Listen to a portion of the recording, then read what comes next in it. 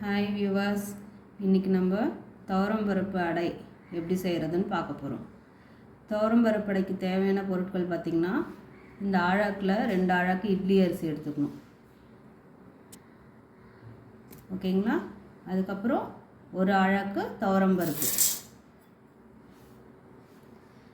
இந்த சின்ன கப்பில் ஒரு 1.5 ஸ்பூன் அளவுக்கு உளுந்தம்பருப்பு. இதிலே வெந்தயம் கொஞ்சம் போட்டு ஊற வச்சு ஒரு 4 to 6 hours ஊற வச்சு காஞ்ச மிளகா, இஞ்சி, பூண்டு, கொத்தமல்லி, மிளகு எல்லாம் சேர்த்து அரைச்சி தோசை மாதிரி ஊற்றுனீங்கன்னா துவரம்பருப்பு அடை ரெடி. இந்த பதத்துக்கு வருதுன்றதை பார்க்கலாம்.